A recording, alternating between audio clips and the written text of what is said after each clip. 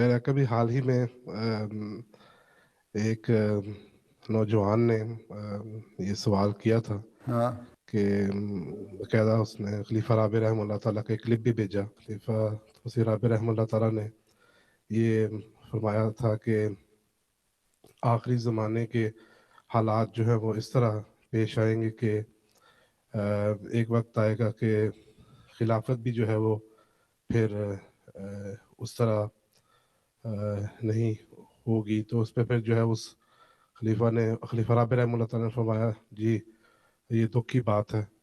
تو یہ اس نے کلپ مجھے بھجوایا تھا. تو ان سے کہا ہے جو خلیفہ رابع نے جب خلافت متمکن ہوئے تو پہلا جو بیان دیا تھا یہ کہا تھا کہ آج میں آپ کو جماعت کو یقین دلاتا ہوں کہ اب خلافت احمدیہ کو کوئی خطرہ نہیں ہے. جو بڑے سے بڑا خطرہ تھا وہ گزر گیا. ٹھیک ہے.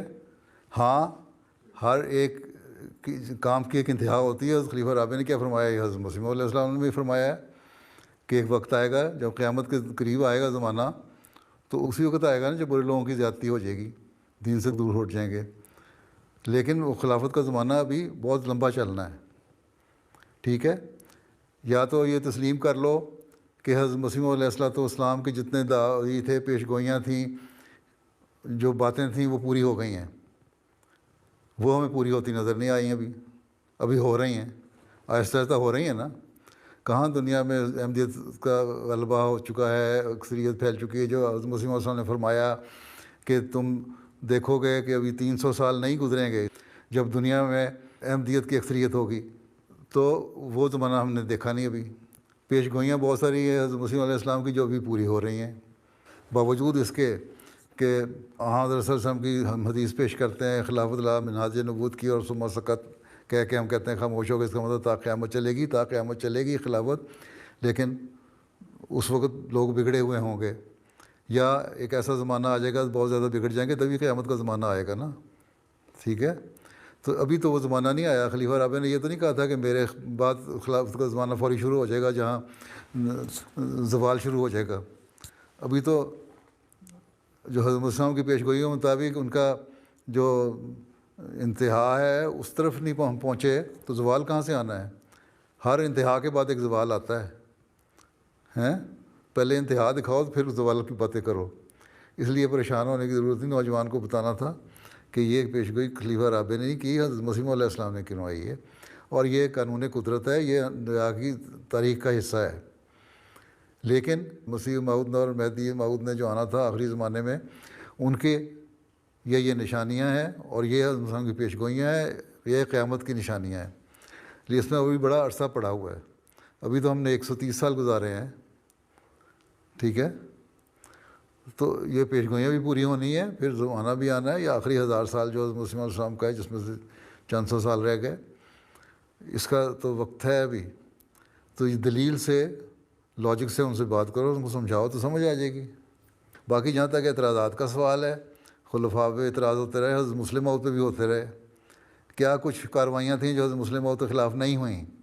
کیا کیا الزامات تھے جو حضرت مسلم موعود پہ نہیں لوگوں نے کیے ہیں؟ اس کے بعد تو کسی خلیفہ پہ اتنے الزامات ہوئے نہیں, بشمول میرے بھی نہیں ہوئے وہ الزامات جو حضرت خلیفہ ثانی پہ لگتے رہے. لیکن اللہ تعالیٰ نے ہر چیز سے نکالا اور جماعت ترقی کرتی چلی گئی. تو خلافت کے جو کام ہیں وہ انشاءاللہ پورے ہونے ہیں, اور پورے ہوں گے, اور خلافت کے ذریعے سے ہی پورے ہوں گے. اور جو زمانہ جب آنا ہے اس کا بھی زمانہ بھی بڑی دور ہے, کئی سو سال پڑے ہیں. وہ آج کا زمانہ نہیں ہے.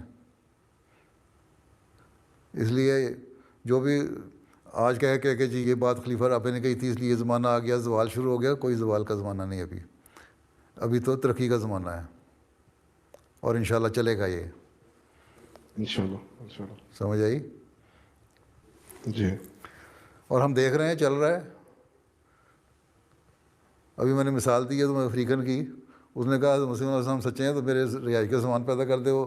اور اس نے تو بلکہ بتایا کہ ایک پتا گرا, اس پہ ایسا لکھا ہوا تھا جس طرح 9 ہوتا ہے لفظ.